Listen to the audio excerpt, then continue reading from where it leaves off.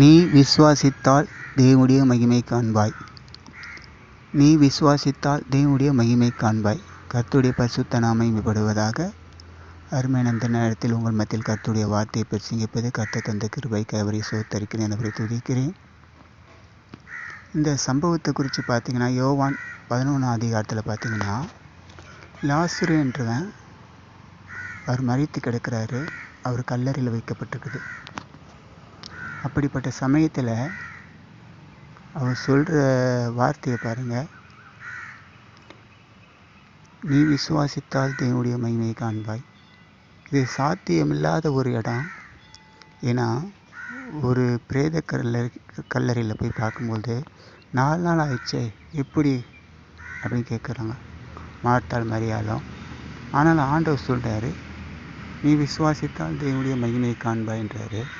அது மாத்திரமல்ல, இது எப்படிங்க விசுவாசிக்க முடியும்? இது சாத்தியம் இல்லாத இடமாச்சு. ஏன்னா ஒரு மனுஷனுக்கு ஜீவன் போயிட்ட பிறகு அவனுடைய ரத்த ஓட்டம் எல்லாம் நின்று போயிடும். அவனுடைய சரீரம் அப்படியே கொஞ்சம் கொஞ்சமாக வீக்கம் கொடுக்கும். அது மாத்திரமல்ல, துர்நாற்றம் அடிக்கும். இப்பேற்பட்ட சமயத்தில் தான் இயேசு சொல்கிறார், நீ விசுவாசித்தால் தேவனுடைய மகிமை காண்பாய் அப்படின்றாரு.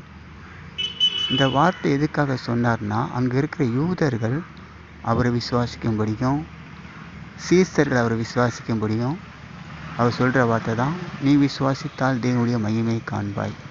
அப்போது நாம் அவரை விசுவாசிக்கும் பொழுது அவர் என்ன செய்கிறார்னா, விசுவாசமுள்ள ஜெபம் பிணியாளிகளை ரட்சிக்கும். அவன் பாவம் செய்திருந்தாலும் அவனுக்கு மன்னிக்கப்படும். அப்போ நம்ம விசுவாசமாக ஒருத்தனுக்கு ஜெபிக்கிறோன்னு நினச்சிங்களேன், அவன் பாவம் செஞ்சுருக்கலாம், அக்கிரமம் செஞ்சுருக்கலாம். ஆனால் நம்மளுடைய ஜெபம் விசுவாசமாக இருக்கும்பொழுது கர்த்தர் பிணியாளிகளை ரட்சிக்கின்றார். அவனுக்கு சுகத்தை கொடுக்கிறன்றார். மாத்திரமல்ல, அவனுடைய பாவங்கள் அவனுக்கு மன்னிக்கப்படும். பார்த்தீங்களா, ஆண்டவர் எப்பேற்பட்ட காரியத்தை சொல்கிறாரு.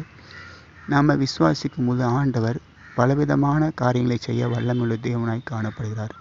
இப்பொழுது மரித்த லாசரு 4ஆம் நாள் பிறகு உயிரோடு எழுப்பினாரோ, அதே போல் ஆண்டவர் இந்த நேரத்திலும் கூட நீங்கள் விசுவாசமாக இருக்கும்போது கர்த்தர் உங்களுக்கு ஜெபத்தை கேட்டு வல்லமையான காரியங்களை செய்கிறார். அப்பொழுது மனுஷனுடைய இருதயம் எப்பொழுதுமே 2 விதமான சந்தேகம் ஏற்படும். ஒன்று ஆண்டவர் குறித்து சந்தேகம், இன்னொன்று ஜெபத்தை குறித்து சந்தேகம். இந்த சந்தேகம் இருக்கும்போது ஆண்டவர் தன்னுடைய வல்லமை வெளிப்படுத்த மாட்டார். ஆனால் அதே நேரத்தில் நம்ம அவரை விசுவாசித்து ஜெபிக்கும்போது ஆண்டவர் தன்னுடைய வல்லமை வெளிப்படுத்தி காண்பிக்கிறவரை காணப்படுகிறார். இந்த வார்த்தையை கொண்டு உங்களை ஆசீர்வதிப்பாராக. ஆமென்.